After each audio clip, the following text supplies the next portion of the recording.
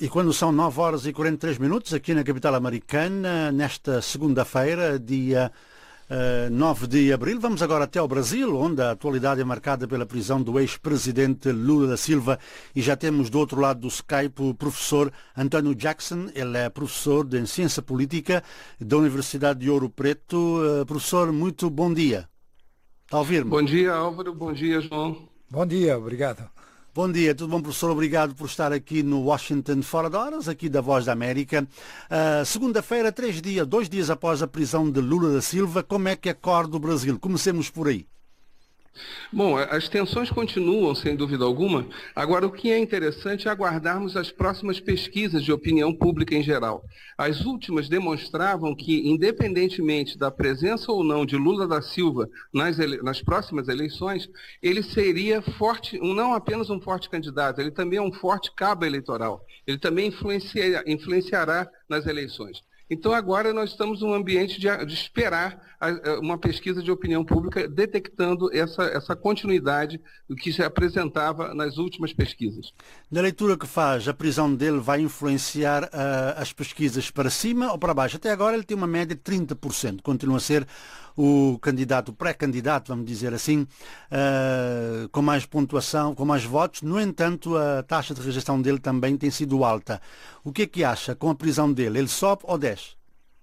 O interessante é pensarmos e observarmos que a presença ou não de Lula da Silva na eleição não altera os demais índices dos demais candidatos. E é isso que impressiona. Normalmente, quando se retira um candidato, altera-se tremendamente a posição dos demais candidatos. Isso não vem acontecendo. Por isso a minha insistência em aguardarmos uma pesquisa de opinião pública. Por quê? Porque mantidas essas condições, não vai alterar o quadro dos demais candidatos e mesmo preso, Lula da Silva continua sendo um excepcional cabo eleitoral.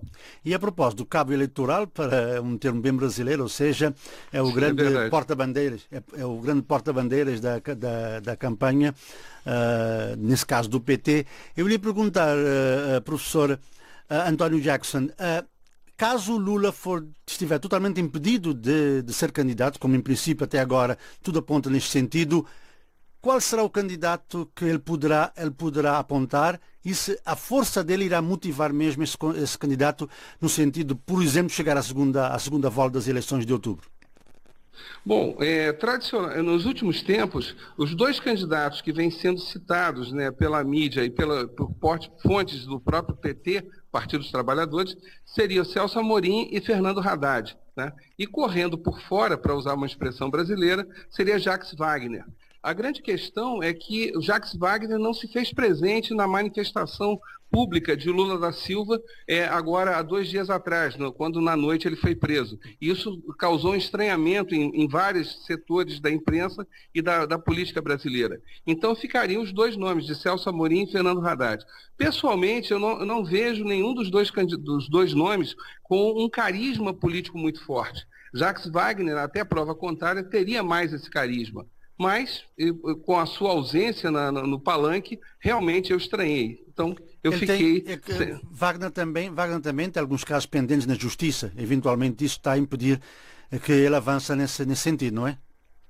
Sim, mas como o grande problema agora, João, Álvaro e todos os ouvintes e telespectadores, é que, infelizmente, a nossa justiça aqui no Brasil ela tem se revelado muito mais política do que judicial. Uhum. Então, ter uma acusação ou não ter passa a ser quase que insignificante nos dias atuais. Mas, de qualquer maneira, o nome de Jacques Wagner, ex-governador da Bahia, ele continua sendo um nome forte dentro do PT. Mas, por hora, os nomes seriam de Celso Amorim e Fernando Haddad. Não há nenhuma possibilidade do PT se juntar a Marina Silva ou Ciro Gomes? Olha, a Marina Silva isso é praticamente impossível. Uhum. E a Ciro Gomes, existia uma expectativa até há pouco tempo atrás. De um lado, foi a ausência de Ciro Gomes no palanque também se fez sentida. Apesar de que vale dizer, o irmão de Ciro Gomes, Cid Gomes, né? Ele estava presente no Lula um dia ou 2 dias antes, tá? Em conversas políticas com ele. E o Ciro Gomes estaria em compromisso nos Estados Unidos, o que o impediu de fazer presente.